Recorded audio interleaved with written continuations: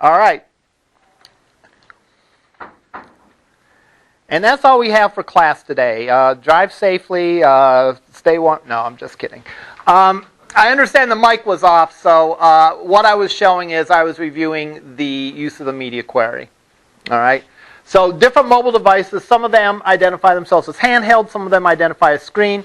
This line of code, again, in this style sheet says, allows this only to work for a mobile device. So, in other words, everyone gets this style sheet. Mobile devices get this style sheet too.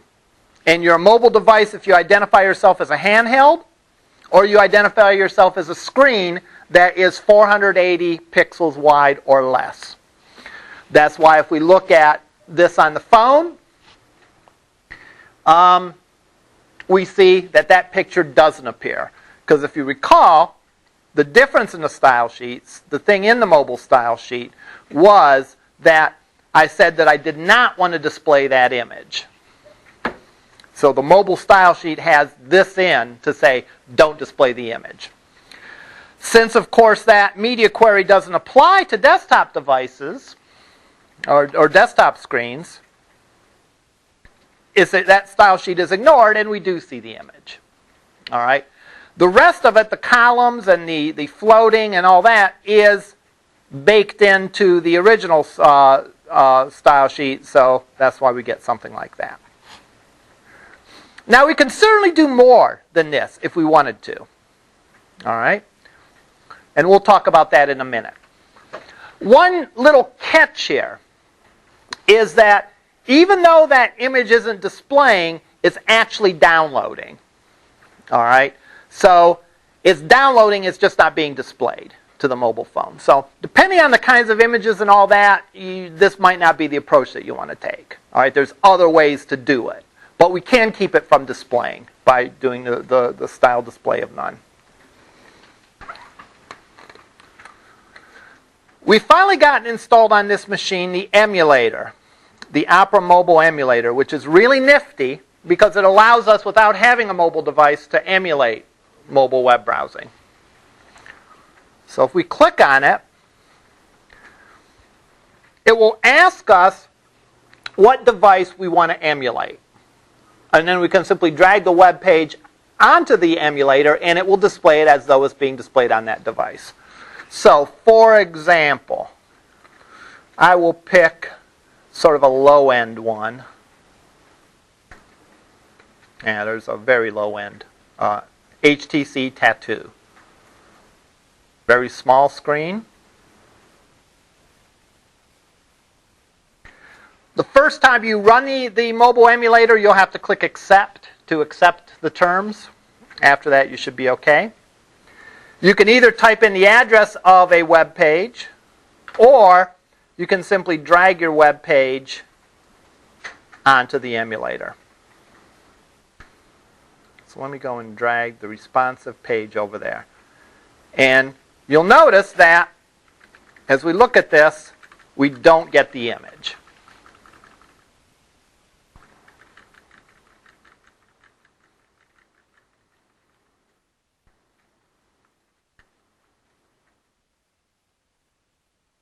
All right. We can launch other emulations if we want. We could launch, for example, maybe a higher-end phone. Let's look. Or Kindle Fire, which is has a much bigger screen. If we launch that, and then we drag our web page onto it,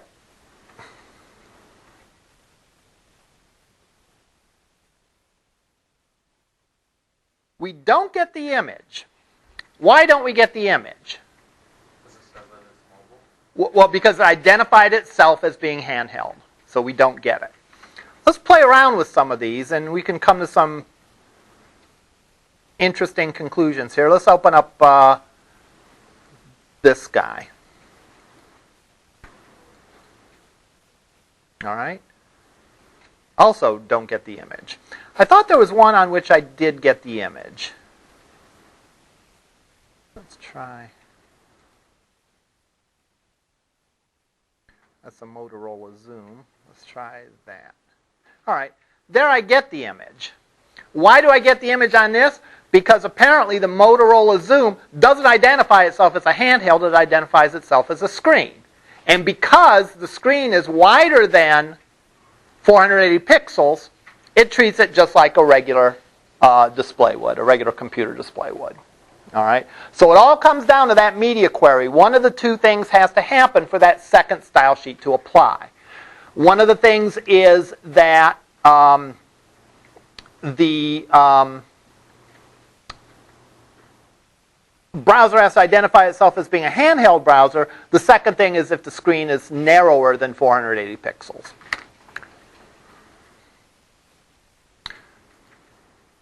Now we can do more if we want to with this style sheet. Right here for demonstration purposes, I just went in and I created the style sheet not to show the image. There's other things I might want to do. For example, I might want to orient these links horizontally and not as a vertical list. All right? Let's see how we can do that. Would put that in the mobile style sheet because that's where we want it to be. We will say that we want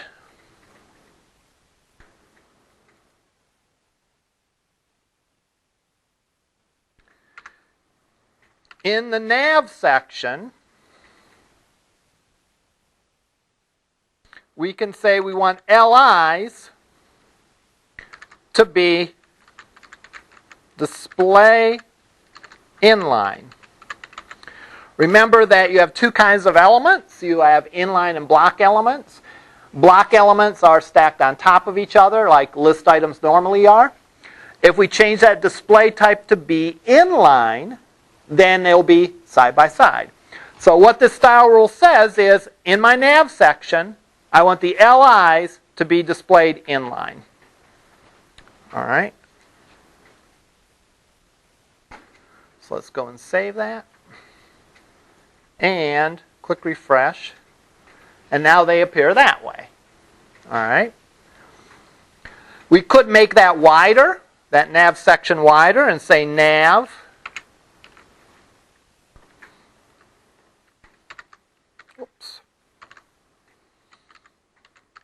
with 100%.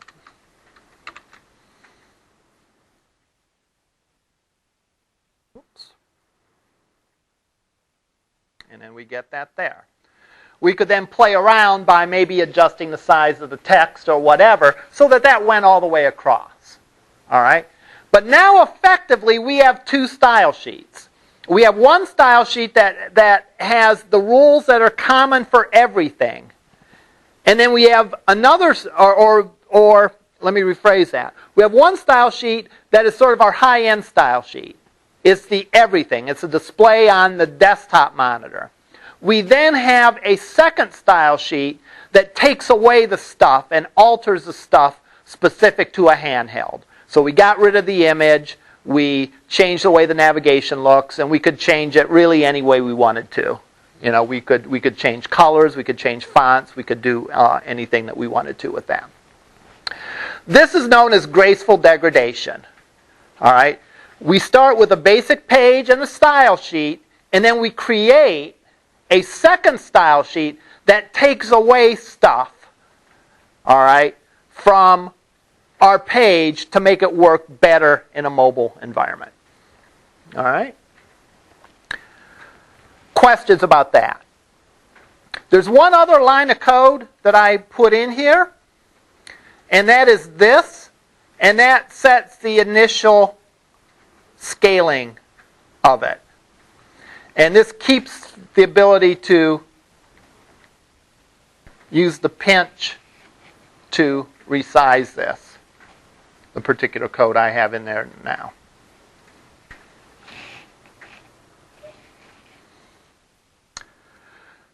There are these two other things here. And remember, let's remind ourselves what the purpose of these two are. Neither of these relate specifically to mobile development. These relate to the fact that we're using HTML5 and earlier versions of Firefox, earlier versions of Internet Explorer don't support HTML5. So these are little hacks that we put in to let those browsers display HTML5 stuff correctly. Anyhow, that's a responsive site. All right, the three ingredients: the fluid grids, the fluid images and other media, and finally, we got to work the media query. All right. Specifically, this style is called graceful degradation. In other words, think of how we developed this. We developed this with the desktop in mind.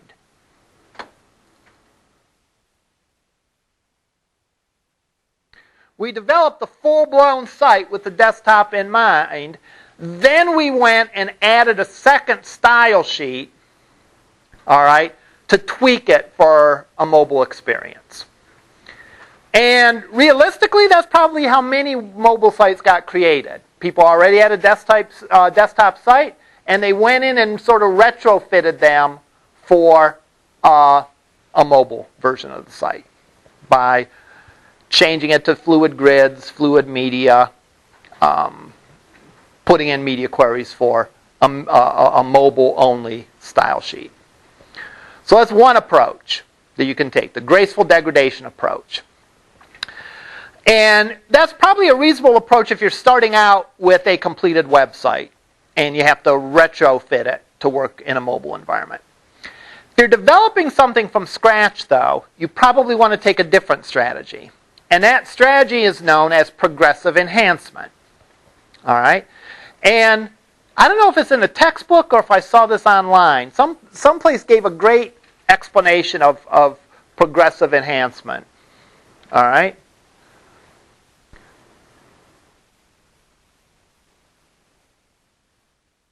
Let's say that you want to serve people snacks. All right? So, you know, some people are going to want peanut M&Ms. All right? The plain are way better, but let's say some people want peanut M&Ms. Some people might want chocolate-covered peanuts, right? Which is really sort of the peanut M&M without the color candy coating around it, all right? And then some people might just like plain peanuts. They don't want any candy around it. The peanuts are good enough. Graceful degradation would be to take a peanut M&M and for some of the people, chip away the candy coating so that you're left with a chocolate-covered peanut. And then take some of those chocolate-covered peanuts and melt away the chocolate so you're left with just a plain peanut. That doesn't seem the way to work, does it? You know, if you were doing this, the better thing to do would be start off with some peanuts. All right? Take some of those peanuts and dip them in chocolate. All right? In other words, add the chocolate coating onto it. And then take some of those chocolate peanuts and add the candy coating on top of it. And then you've gone from the basic peanut to a chocolate-covered peanut to effectively a peanut M&M. All right? Progressive enhancement is like that. Instead of starting with a full-blown website and figuring out how can I maybe scale it down to something that's manageable on the mobile, you start with the basic mobile site, and then you figure out how I can expand it to work on a desktop. All right? So, same sort of idea. All right? Now, ideally, you're going to end in the same place either way. You know, it's like, you know, approaching from this way or approaching from that way. In either case, you're going to end up with a site that should work and have full capabilities on a desktop, and then have some sort of lesser abilities on a mobile device. All right? It's just a matter of philosophy, and proponents of the progressive enhancement idea say this, all right? That it's better to start out and keep your site and pages as simple as possible, all right? And then figuring out the stuff that you want to add for other sorts of browsers. As opposed to going in and saying, I'm going to give the world to my web page and then chisel away and take stuff away. So it's a matter, do we start with a basic page and add stuff to it? Or do we start with a complex page and pare it down? And again, the people with progressive enhancement say, that puts you in the mindset of only creating what's essential on your page. You know, simple is good when it comes to web design. So we're going to think of creating just the most straightforward web page we can, and then we'll add stuff to it. Now, the other thing that we can do, and you could really do it with this approach, with either approach, is we could actually do things like, for a full-blown desktop, the page looks one way. For a high-end mobile device, like a tablet or a high-end phone, we could have it look a second way. And then for the low-end flip phones, we could have it look a third way. All right? You start with the most basic web design that will work on any phone, that will work on an Etch-a-Sketch, all right, that will work on anything. And then you add functionality to it. So for a higher-end mobile device, a higher-end phone or a higher-end tablet, you get more stuff. And then for a full-blown desktop, you get more stuff still. Now we're going to do the same techniques, right? It's just how we're going to write our media queries is going to distinguish the one for the other. So I'm going to take this page and sort of tweak it a bit. And we're going to do it from sort of the reverse way. We're going to do the progressive enhancement style. So what I'm going to do is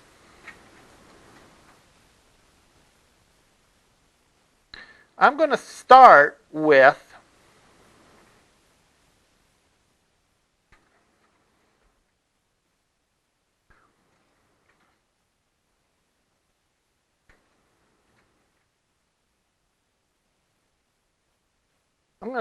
this page.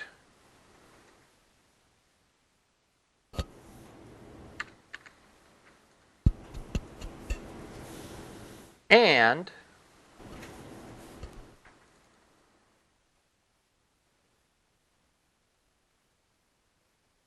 I'm going to get rid of all the style sheets. I'm going to start out with 0 style sheets.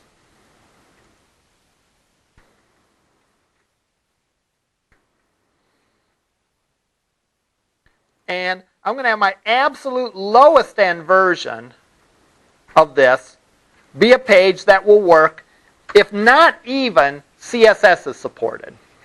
So what I've done is I've taken this code and I've gotten rid of all the CSS except for those couple of little hacks that are in there for Firefox and other browsers or in Internet Explorer. So in other words, if you came to this page using the Lynx browser, which is an ancient text-only browser, or if a screen reader, someone that was visually impaired and accessing this web page using a screen reader accessed it, the page would be read to them like this, with no styling whatsoever. And it would look like this.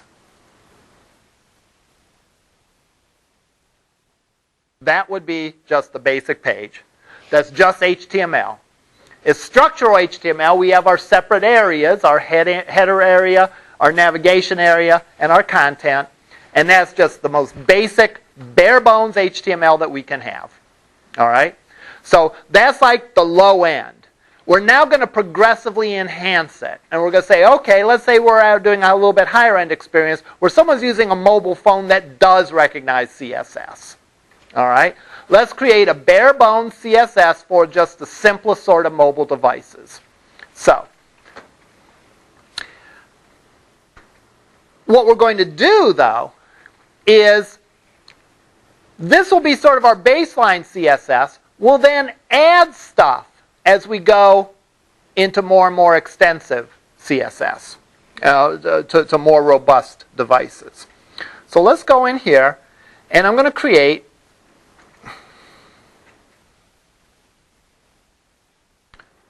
a new text document, and I'll call it base.css. We'll go in and we'll edit it. And I will do things like I will say nav.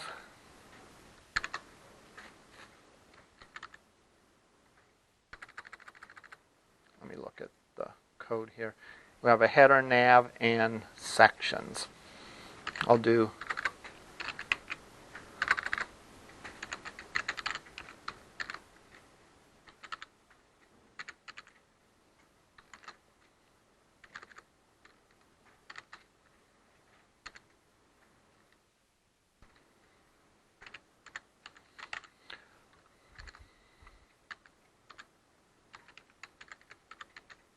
just so we can see these, I'm going to add a border around it. And I'll add a different color border around each of the elements. So there is a header. Do the same thing for nav, the same thing for section.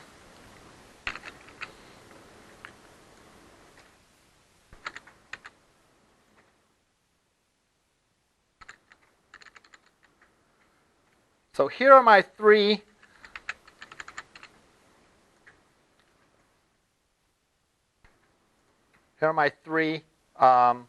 main sections that all I'm doing is I'm putting a width and a border on them. This is going to be just the low end. If it's a mobile device that supports CSS, this is what's going to get applied. And maybe I do something like I did before where I make that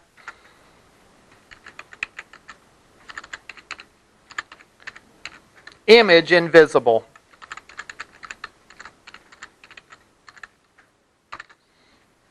All right. So I'm going to save that, and I'll apply this style sheet.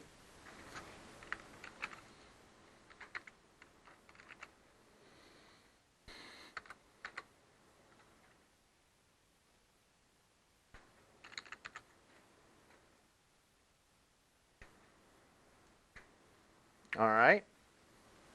So now, if our browser supports CSS, which just about every browser would, it will get this.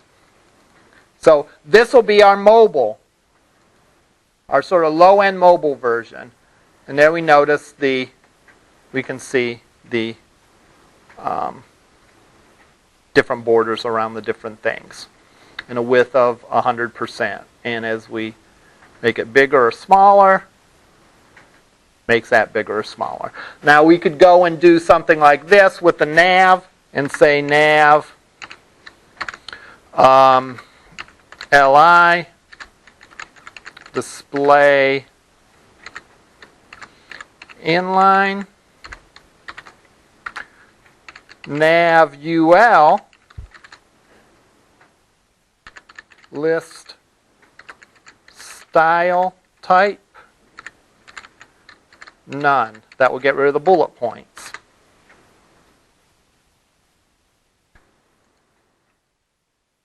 So that's what this looks like now with this CSS. All right. Let's view this in our mobile browser.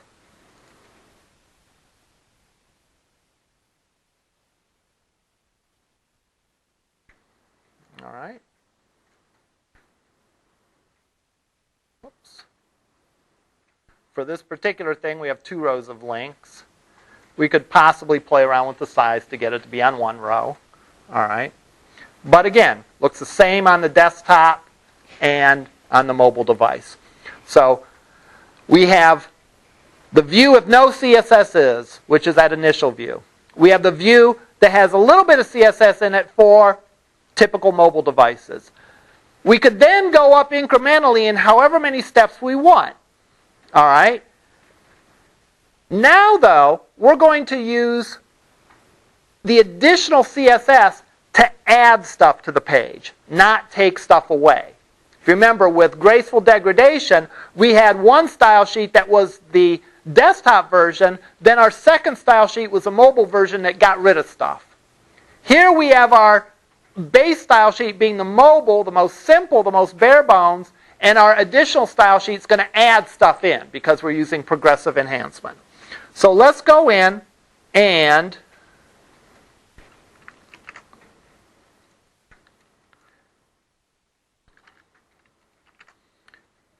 put in a desktop CSS file.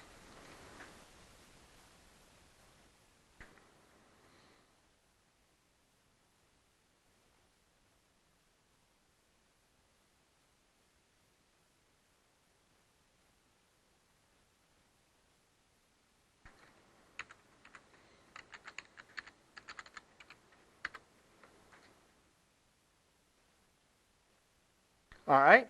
Now we can do things on a desktop. We don't necessarily want it to be all the way across. We can do our neat little columns. Maybe the header we want to be all the way across. All right. So we'll keep the header the same.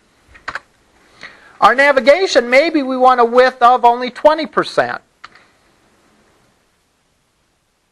And a minimum width of 200 pixels.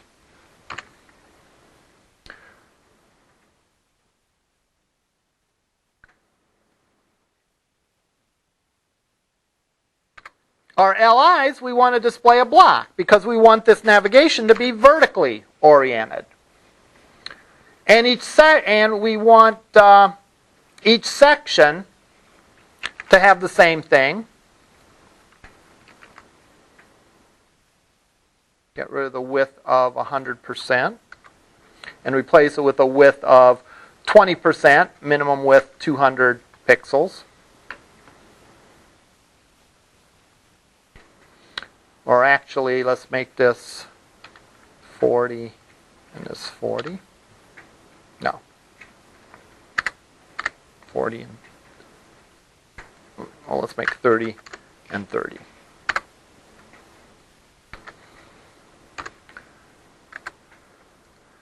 And we do want to see images for the desktop version.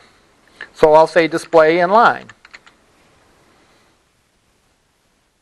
So now, we have our base CSS, which should still work in the mobile environment, and we have this desktop CSS. Now, we don't want that desktop CSS always to apply, though, right? When do we want the desktop CSS to apply?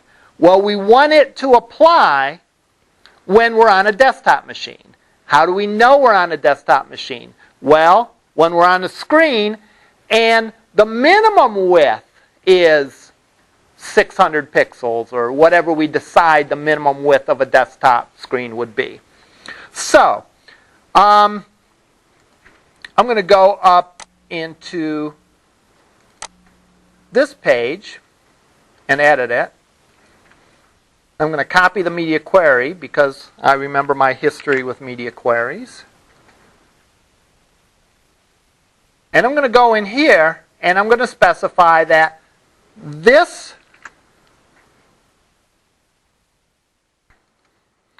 desktop media query isn't right.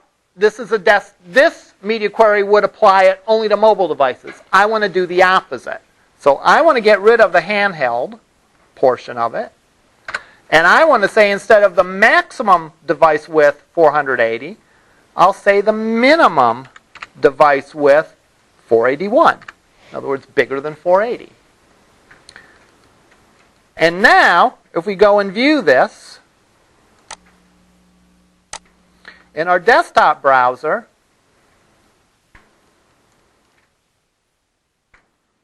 I forgot a couple things in my desktop CSS. I forgot float left.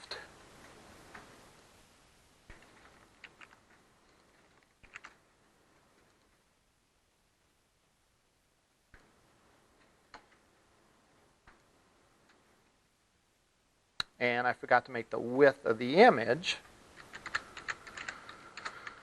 100%.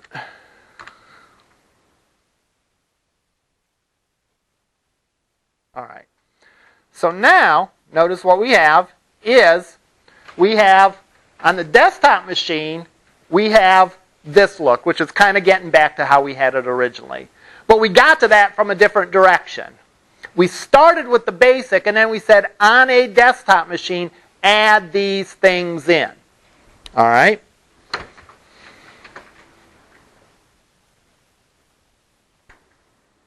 And again, it behaves just about like it behaved previously. It should still work in our mobile environment as well. So let's start up our mobile emulator.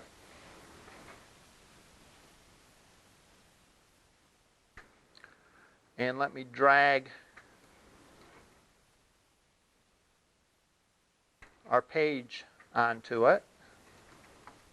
And again, that's how it looks on a mobile device. All right. So we have one page that looks two different ways. Now the sky's the limit as far as how you make it look different, right? I could, for example, use different fonts. If I thought a mobile font, a different kind of font was more readable in a mobile environment than a desktop. I could go in and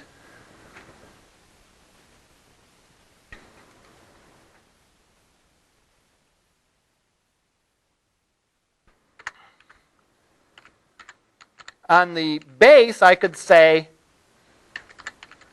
font family, Helvetica, Arial, sans serif.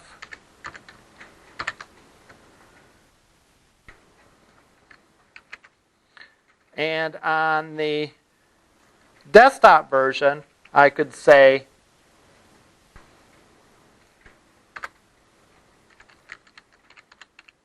Garamond serif.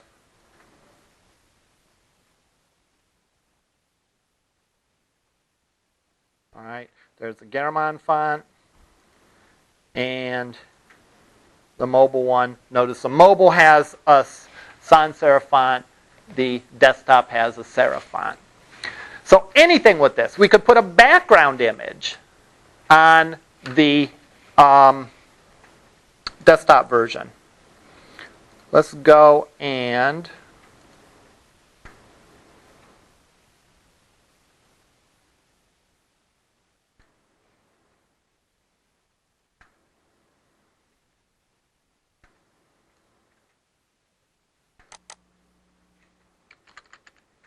let's go and grab a nice little background image.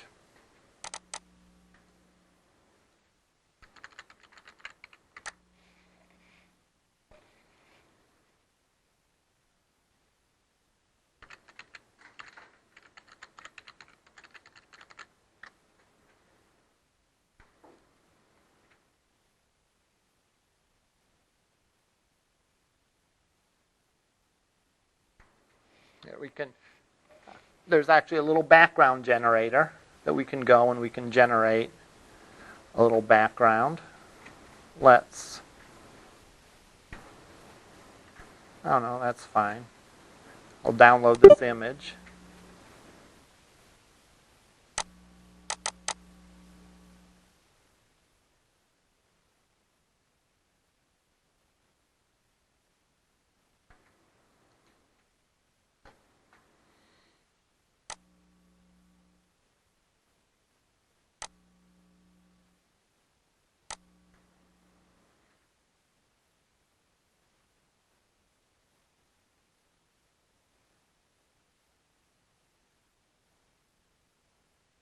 Where to download it to.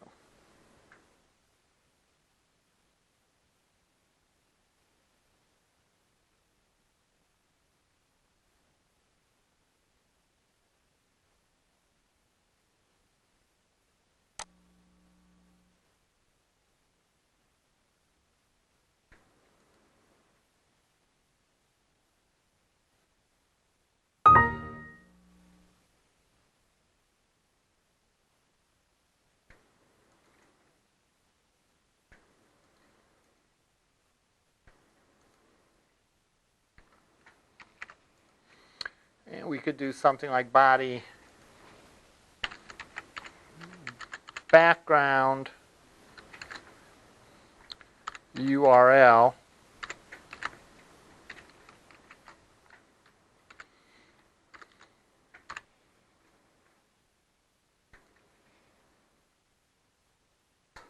Mobile version, unaffected.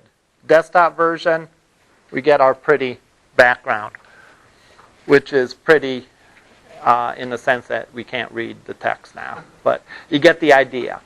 Again, what we're really doing, finally, and again, we can go in and tweak the CSS even more and say color white, let's say, and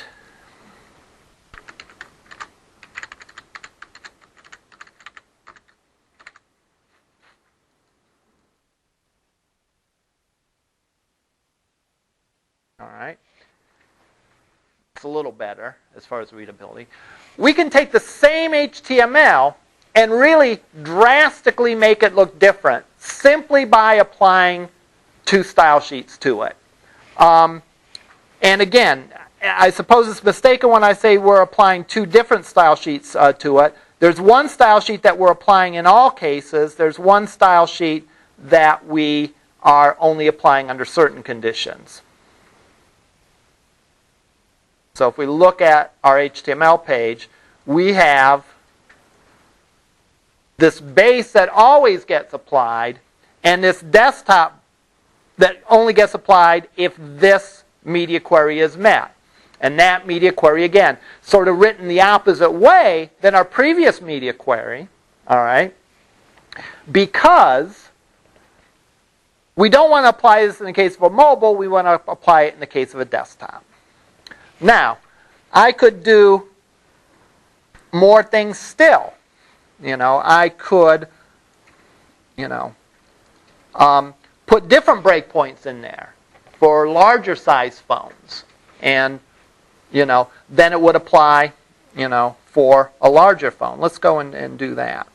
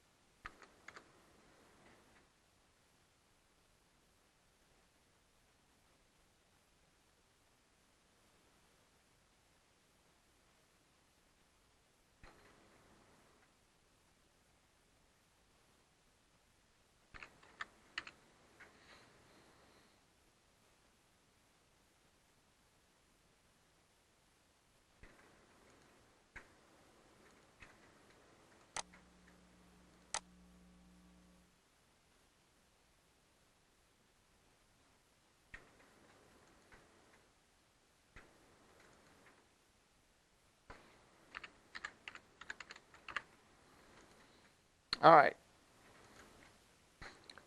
I'm just going to do something like make the color of the page gray.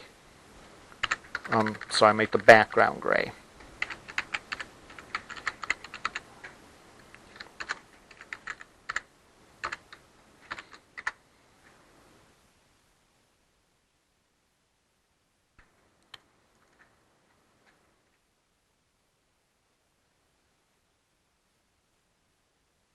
All right.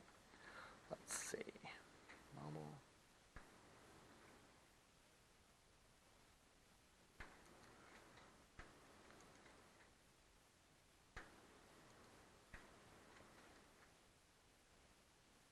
Here's how this looks like on the desktop browser.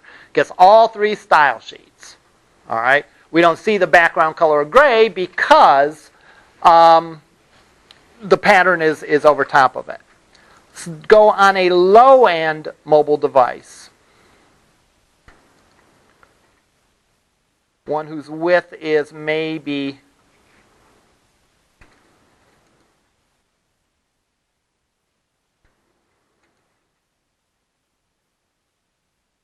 this one. Very low-end mobile device. If we view this page in this mobile device,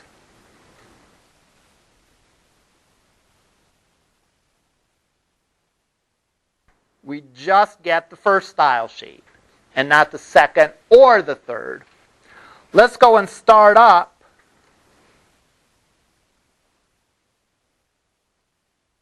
a wider phone.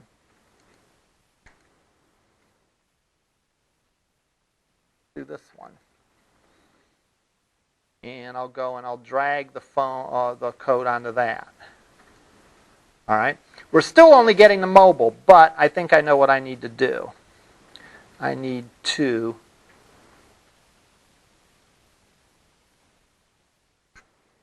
remove that. Now we should get the desired results.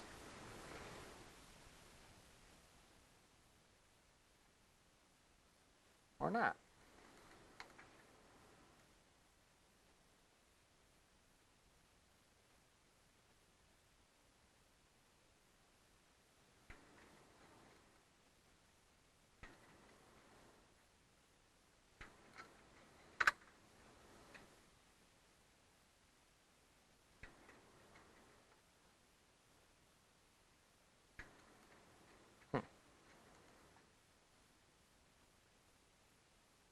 At any rate, we'll get rid of that. Did I? Let's try one thing. Oh.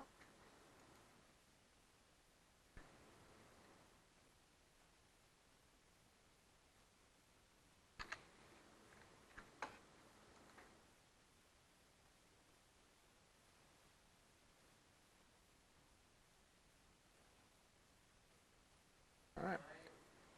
Not sure. You can specify the shorthand of just background. For the color is just background, but it is background color. But if you specify like background, you can specify several different properties of it too. So that's a good question. I am not sure why this isn't working, but in theory, you should be able to do that. Minimum device width 400. Yeah, I don't know. I'm not going to debug this.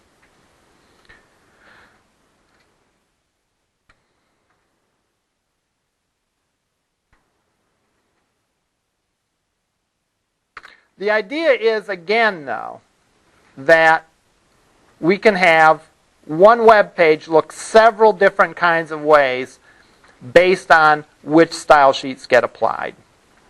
Now, again, if you notice, how does it work? It applies them in order. So it first applies the base one, then it adds the desktop one.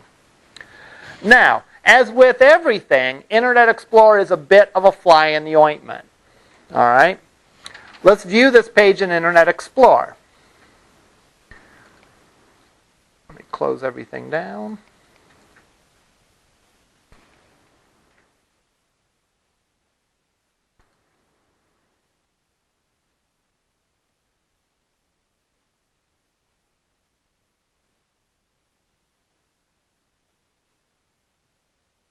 Looks like a mobile page. Why is that? Well, one thing that earlier versions of Internet Explorer does not support is media queries. All right? So, if I view this in Chrome, it works fine because Chrome recognizes a media query and applies it properly. If I open it in Firefox, if we have Firefox, which we don't, it will recognize it and open it properly. So what do? Well, fortunately, we already have a code in there. We already have code in there that's sort of a special catch for IE. That's right over here. So all we're going to do is I'm going to go and I'm going to copy this code in here, and I'm going to remove the media query.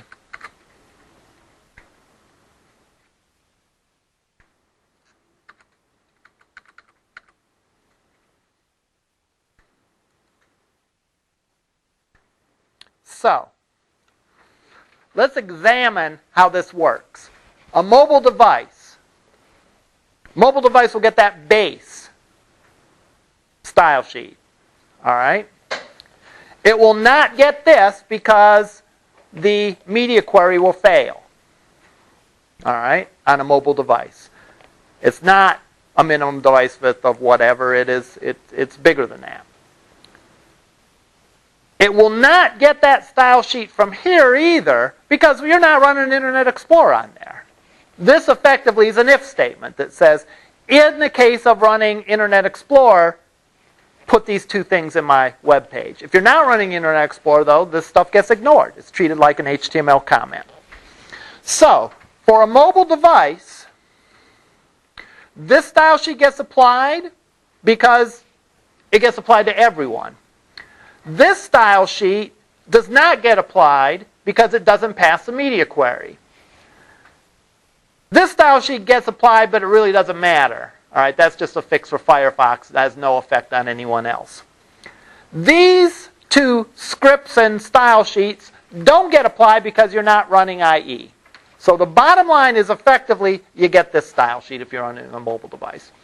If you're running a modern browser such as Chrome, all right, you get the base and you get this style sheet because the media query is applied, and since you're on a desktop, you get that. All right? This gets applied and it doesn't really matter. It does matter on Firefox, though. All right? And finally, these don't get applied, but they don't need to get applied. Now, in the last case, Internet Explorer, this will get applied because everyone gets it. This will not get applied because the media queries don't work in IE. This will get applied, but it won't do any good. And these two lines will get applied because they're in that special IE if statement that applies these things in the case of IE. So we're sort of forcing the issue. All right? We're forcing the issue and saying, hey, if you're IE, you must be running a desktop. So therefore, give them the desktop browser. All right? So now if we go and view this, still works in that, but if we view it in IE, it looks like the desktop version. All right? So that's our recipe for responsive or adaptive pages. In this model, all right, we only have one HTML page. We then have multiple CSS pages that get applied under different circumstances. Again, the two different sort of approaches we've taken, the one approach is the Graceful Degradation approach, where we make our base style sheet show everything that we would ever want to show, and then create style sheets that take stuff away based on media queries. But sort of the preferred approach, if you're developing from scratch, is a progressive enhancement, where you start with the most bare bones site, period, no CSS. You then add a very basic CSS to handle mobile devices. You then add a device, a CSS file for desktop devices, all right, that take account and do the more things for that, all right. All this starts from the base of having a very clean separation between your HTML and CSS. Because we can do that, we can do all these great things as far as applying different styles to it. Questions about any of this?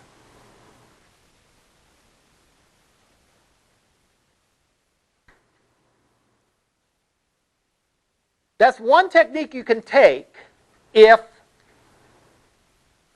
you want a mobile version of your site and a desktop version of the site. You can have one set of HTML that you just have multiple CSSs that get applied, and you can use these media queries. This will work, and it will work well, for sites that I would say are relatively small. If you start talking about a larger site, though, it might become a bigger pain to try to manipulate the CSS to make the site look good both on a mobile and a desktop. and instead a different approach is taken. And that approach is to actually create two versions of the site that your page gets redirected to, or the user gets redirected to. Either they get sent to the desktop version or they get sent to the mobile version. Now, that doesn't mean that we're going to forget everything we learned in this first section, because the whole idea of developing things with mobile grids and or not mobile grids, but fluid grids and fluid media sizes, that's going to work well as for any of this web development. That's like a good thing to do, period, because your page responds to the size of the window and so on. So we're still going to do that, but we're going to move away from the goal of trying to do everything with one set of HTML. All right? That being said, we definitely want to do what we can to sort of avoid having to do double work. All right? If we have two versions of the site, ideally we don't want to have to redo all the web pages. We want to try to figure out a way to save ourselves some of the effort. And we'll explore that. I'll have to review my notes, but I believe that's the next topic that we'll be getting into. Any questions on this? All right. I will post the next assignment over the weekend, and we'll pick up Monday with this. All right.